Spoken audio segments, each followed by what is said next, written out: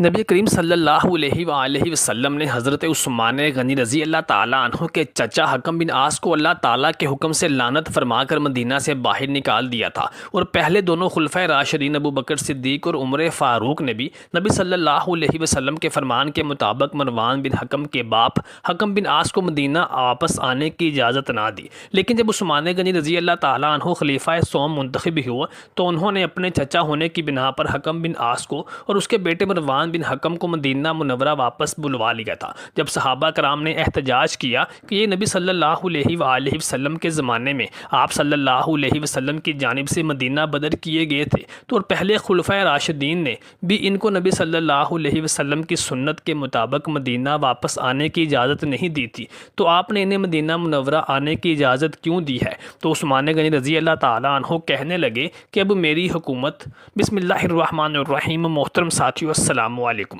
دوستو، حکم بن عاص خاندان بنو امیہ سے تعلق رکھتا تھا، جو کہ ازلوں سے نبی صلی اللہ علیہ وسلم کے خاندان بنو ہاشم کا سخت حریف تھا۔ گو کہ نبی صلی اللہ علیہ وسلم کا خاندان بنو ہاشم اور بنو امیہ ایک ہی باپ عبد مناف کی اولاد میں سے تھے، اور پشتوں پہلے ان دونوں خاندانوں کے درمیان بہت اچھی قرابت داری بھی رہی تھی، لیکن بعد میں ان کے درمیان خانہ جنگیاں اور قبائلی عداوتوں نے جنم لے لیا تھا، جس کی وجہ سے بنو امیہ اور بنو ہاشم کے درمیان دشمنی اور عداوت اس قدر گہری ہو گئی تھی کہ یہ ایک دوسرے کے خون کے پیاسے ہو گئے تھے۔ اور پھر جب اللہ تبارک و تعالیٰ نے نبوت نبی صلی اللہ علیہ وآلہ وسلم کے ذریعے بنو ہاشم کو عطا فرمائی تو بنو امیہ کا بنو ہاشم کے ساتھ یہ بغض اور عداوت اور بھی گہرا ہو گیا تھا۔ یہ بغض اور عداوت اس قدر گہری تھی کہ وہ نبی کریم صلی اللہ علیہ وآلہ وسلم کی حقیقت سے آشنا تھے۔ وہ جانتے تھے کہ نبی رحمت صلی اللہ علیہ وآلہ وسلم آخری رسول اور سچے پیغمبر ہے، لیکن خاندانی عداوت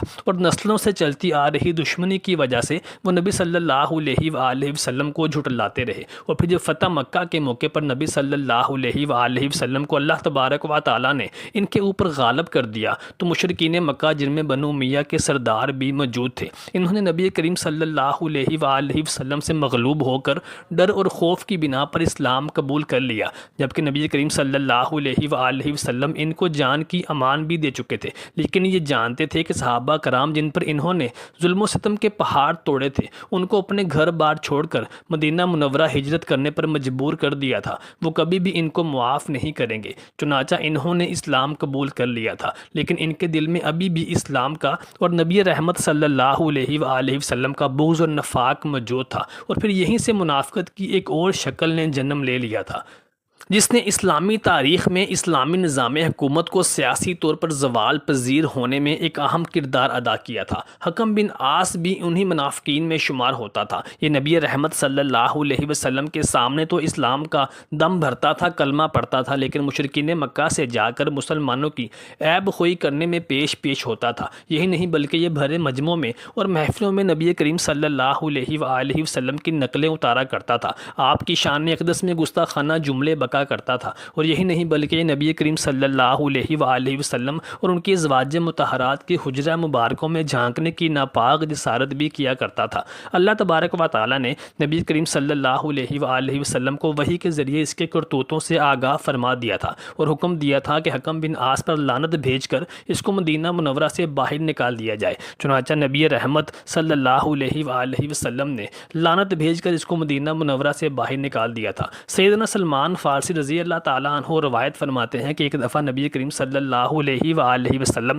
اپنے صحابہ کرام کے ہمراہ تشریف فرما تھے تو ان کے سامنے سے حکم بن عاص گزرا۔ نبی کریم صلی اللہ علیہ وآلہ وسلم نے ارشاد فرمایا کہ یہ شخص ملعون ہے اور اس کی پشت میں اس کی اولاد بھی ملعون ہے۔ اسی حدیث کے پیش نظر بعض مورخین حکم بن عاص کے ساتھ ساتھ اس کے بیٹے مروان بن حکم کو بھی ملعون قرار دیتے ہیں۔ نواسہ رسول امام حسن مجتبی ابن علی علیہ السلام سے روایت ہے کہ میں حسن اور حسین علیہ السلام اجمعین اپنے بچپن میں مروان بن حکم کے پاس کھیل رہے تھے کہ اچانک ایک دوسرے کے اوپر سب و شتم کرنے لگے۔ حسین علیہ السلام حسن علیہ السلام حسین علیہ السلام کو کچھ کہنے سے روک رہے تھے، لیکن مروان بن حکم نے کہا کہ اہل بیت سب کے سب ملعون اور لعنتی ہیں، نعوذ باللہ۔ امام حسن مجتبی علیہ السلام یہ سن کر غضبناک ہوئے اور فرمانے لگے، کیا اہل بیت السلام علیہ اجمعین ملعون ہیں؟ اللہ کی قسم اس نے اپنے نبی صلی اللہ علیہ وآلہ وسلم کی زبان اقدس سے تجھ پر لعنت کی ہے، اس زمانے میں جبکہ تو اپنے باپ کے صلب میں تھا۔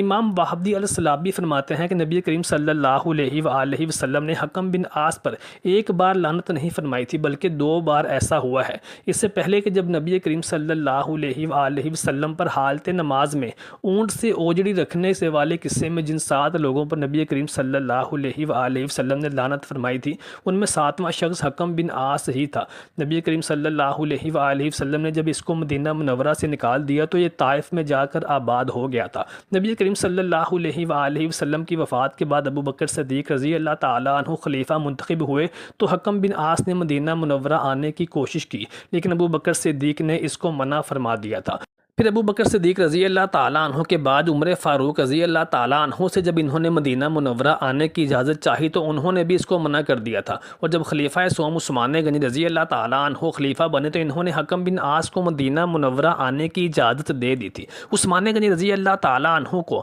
اس کی اجازت دینے کی وجہ سے صحابہ کرام کی ایک تعداد عثمان غنی رضی اللہ تعالیٰ عنہ کے سخت خلاف ہو گئی تھی، اور جلتی پر تیل کا کام منافقین کی چال بازیوں نے اور سازشوں نے کر دیا، جو کہ پہلے سے ہی مسلمانوں کے درمیان پھوٹ ڈلوانے کے لیے ہر وقت تیار رہتے تھے۔ انہوں نے مسلمانوں کو خلیفہ اسلام عثمان غنی رضی اللہ تعالیٰ عنہ کے خلاف اکسانا اور ورغلانا شروع کر دیا کہ جب نبی کریم صلی اللہ علیہ وآلہ وسلم اور پہلے دونوں خلفۂ راشدین نے حکم بن عاص کو مدینہ منورہ نہیں آنے دیا تھا تو پھر عثمان غنی رضی اللہ تعالیٰ عنہ نے صرف اسی لیے اس کو مدینہ منورہ آنے کی اجازت دے دی کہ وہ ان کا چچا تھا۔ اس طرح سے سادہ لو اور معصوم صحابہ کرام اور مسلمان خلیفہ اسلام کے خلاف اکسانا شروع کر دیا۔ عثمان غنی رضی اللہ تعالیٰ عنہ کی اس اجتہادی خطا کے باوجود مورخین اور مفسرین عثمان غنی رضی اللہ تعالیٰ عنہ کی قدر و منزلت کو اور ان کے رتبے کو کم نہیں کرتے۔ کچھ عثمان غنی رضی اللہ تعالیٰ عنہ کے اس فعل پر ان کا دفاع کرتے ہوئے بھی نظر آتے ہیں کہ نبی کریم صلی اللہ علیہ وآلہ وسلم نے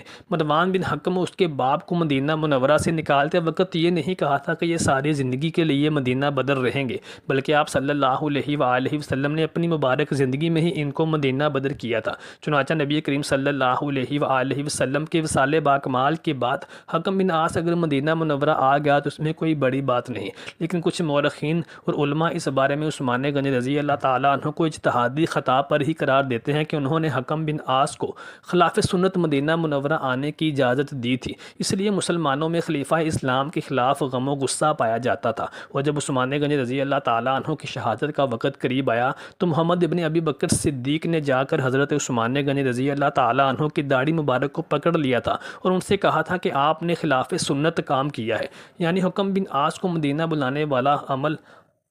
حضرت عثمان غنی رضی اللہ تعالیٰ عنہ کی جانب سے کیا جانے والا وہ فعل تھا کہ جس نے مسلمانوں کو شدید عثمان غنی رضی اللہ تعالیٰ عنہ کے خلاف کر دیا تھا۔ حضرت عثمان رضی اللہ تعالیٰ عنہ نے حکم بن عاص کے بیٹے مروان بن حکم کو اپنا سیکرٹری مقرر کیا تھا، اور روایات کے مطابق یہ عثمان غنی رضی اللہ تعالیٰ عنہ کا داماد بھی تھا، یہ ان کا چچا زاد بھائی تھا، اس لیے اس پر بے حد اعتماد کیا کرتے تھے اور اس لیے مہل خلافت بھی اس کے سپرد کر رکھی تھی۔ جب عثمان غنی رضی اللہ تعالیٰ عنہ کے خلاف فسادیوں نے شورش پیدا کی تو حاکم مصر کے نام منسوب جعلی خطوط وغیرہ کی جال سازی کی ذمہ داری بھی مروان بن حکم پر عائد کی جاتی ہے۔ شہادت عثمان غنی رضی اللہ تعالیٰ عنہ کے بعد مروان مدینہ چھوڑ کر بھاگ گیا اور معاویہ بن ابی سفیان کے ساتھ جنگ جمل اور جنگ صفین میں حضرت علی علیہ السلام کے خلاف لڑا۔ حضرت طلحہ کی شہادت بھی اسی کے ہاتھوں ہوئی جو کسی کی فوج کے سربراہ تھے۔ جب حضرت طلحہ نے حضرت علی کے خلاف لڑنے سے دستبرداری کا اعلان کیا تو مروان بن حکم نے اپنے نیزے سے ہی ان کو شہید کر دیا تھا۔